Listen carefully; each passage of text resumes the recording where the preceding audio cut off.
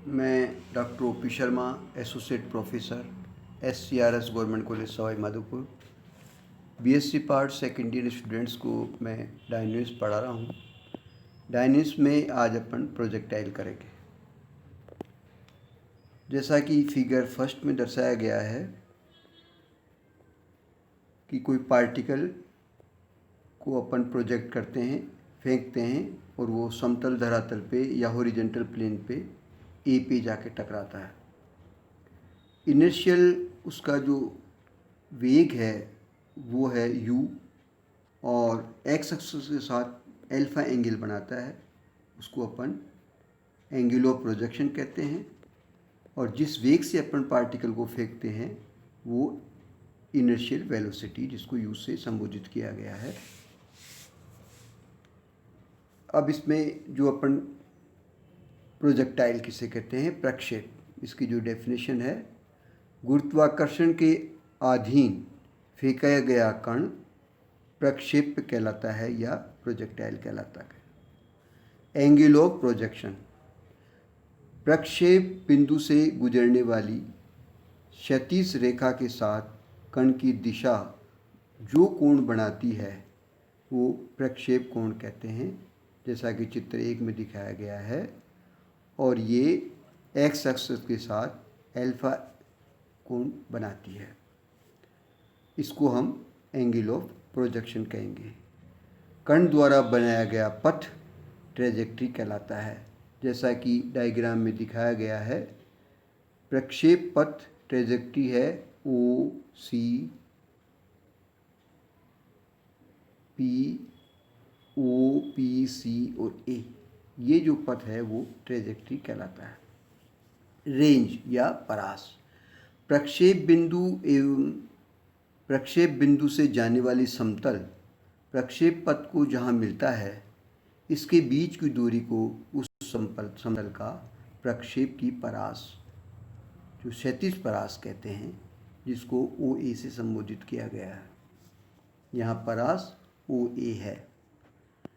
अब उसके बाद में टाइम ऑफ फ्लाइट या उड्डयन काल, प्रक्षेप पथ को जो पूरा करने में समय लगता है उसे हम टाइम ऑफ फ्लाइट या उड्डयन काल कहलाते हैं। पार्टिकल जब फेंका जाता है जिस एंगल से, उस समय से लेकर और सरफेस पे जब टकराता है, उस पूरे पीरियड को हम उड्डयन काल या प्रक्षेप उड्डयन काल या टाइम ऑफ फ्लाइट कहते हैं। वेलोसिटी ऑफ प्रोजेक्शन या प्रक्षेप वेग, किसी प्रक्षेप पथ के लिए कोई पिंड या कण जिस वेग से फेंका जाता है वह उसका प्रक्षेप वेग है। यहाँ हमने जो वेलोसिटी ऑफ प्रोजेक्शन है या प्रक्षेप वेग है वो u दर्शाया गया है। मोशन अब अपन करते हैं, motion of A projectile and it's trajectory. प्रक्षेप की गति व प्रक्षेप पथ, जैसा कि चित्र 1 में दर्शाया गया है। माना m द्रव्यमान का एक कण किसी प्रक्षेप O से u वेग से और प्रक्षेप कोण अल्फा से क्षैतिज समतल पर फेंका जाता है। माना t समय पश्चात कण की स्थिति है वो है P, जिसके कोऑर्डिनेट्स हैं x, y। तब प्रारंभिक वेग u के क्षैतिज घटक और ऊर्ध्वाधर घटक, हॉरिजॉन्टल कंपोनेंट्स और वर्टिकल कंपोनेंट्स क्या होंगे, u cos ऑफ अल्फा और u sin ऑफ अल्फा। यहाँ u cos of alpha horizontal components velocity के और u sin of alpha vertical components है।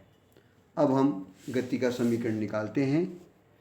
गति का समीकरण होगा mx double dot equal to 0। ये होगा क्षैतिज दिशा में या हॉरिजॉन्टल डायरेक्शन में, mx double dot equal to 0। इसी तरह से वर्टिकल डायरेक्शन में या ऊर्ध्वाधर दिशा में गति का जो समीकरण होगा वो my double dot equal to minus mg। बाहर नीचे की तरफ कार्य करता है, इसलिए निगेटिव साइन आएगा। अब इसका अपन इंटीग्रेशन करते हैं, समाकलन करते हैं। तो फर्स्ट जो इक्वेशन है जिसका समाकलन करने पर हम प्राप्त करते हैं x dot equal to constant,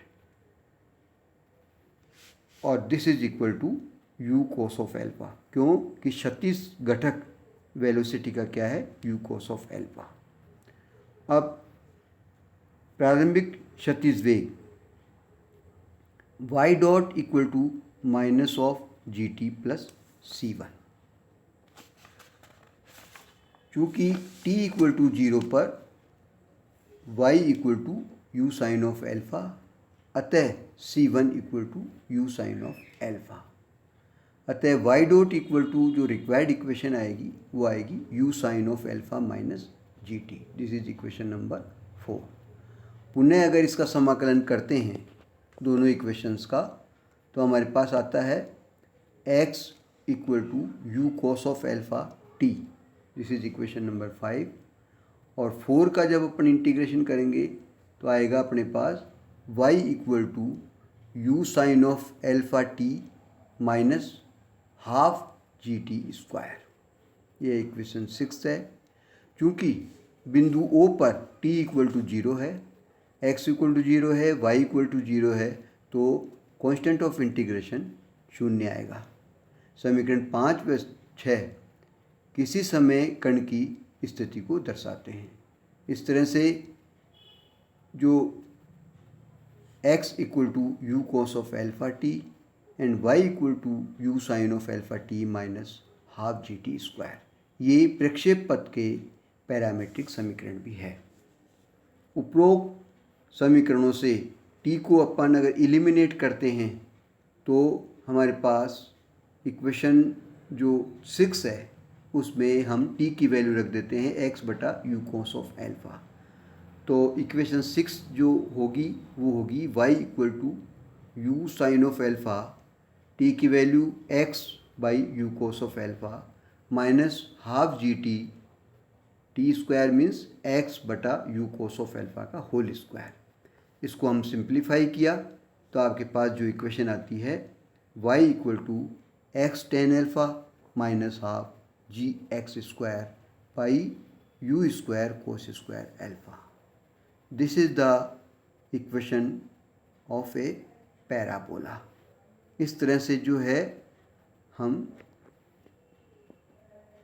समीकरण जो ज्ञात करते हैं वो है equation of a parabola. Thank you.